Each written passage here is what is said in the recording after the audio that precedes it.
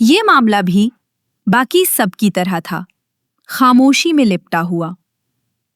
13 साल की एक बच्ची हलीमा एक दिन दोपहर में पानी भरने के लिए घर से निकली, वापस नहीं लौटी। घरवालों ने खोज शुरू की, गांव के लोग देखते रहे, पर किसी ने कुछ नहीं कहा। 3 दिन बाद एक किसान ने खेतों में कुछ देखा और सब कुछ बदल गया। पुलिस ने कहा, यह एक दुखद घटना है। रिपोर्ट में बस इतना लिखा था, मामले की जांच पूरी हो चुकी है। लेकिन गांव के लोग आपस में कुछ और फुसफुसा रहे थे। ये पहली बार नहीं है। लाहौर क्राइम डेस्क, पत्रकार सना रजा। 28 साल की सना रजा को ये कहानी एक पुराने सोशल मीडिया पोस्ट से मिली। न कोई खबर, न कोई चर्चा, सिर्फ एक पुरानी तस्वीर हलीमा के स्कूल यूनिफॉर्म की। सना ने कसूर जाने का फैसला किया, वो जगह जहां बहुत सी बातें खामोशी में दबा दी जाती हैं। वहां उसने हलीमा की मां से मुलाकात की, जो अब भी अपनी बेटी का बैग पकड़े बैठी थी। वो अंधेरे से डरती थी, कभी अकेली नहीं जाती थी। केस बंद हो चुका था, पुलिस की फाइल में लिखा था कोई संदिग्ध नहीं। लेकिन सना को कुछ असामान्य लगा। रिपोर्ट में छोटे छोटे अंतर थे जो सवाल उठाते थे। वो समझ गई, कहानी जितनी दिखाई दे रही थी उतनी सरल नहीं थी।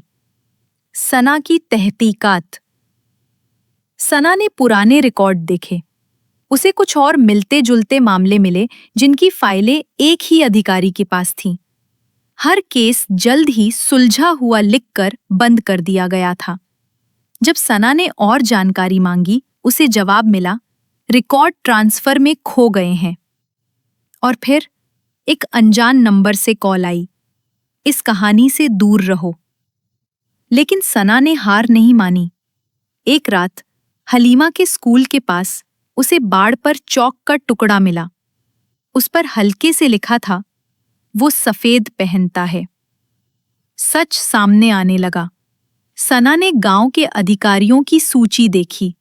हर सभा में एक व्यक्ति हमेशा सफेद कपड़े पहनता था, मखदूम तैयमूर, एक प्रभावशाली नेता और जमींदार।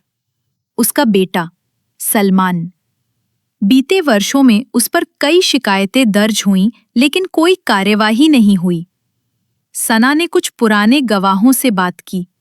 कई लोगों ने संकेत दिए, कुछ बातें जो आधी कही जाती थीं, आधी छिपाई जाती थीं।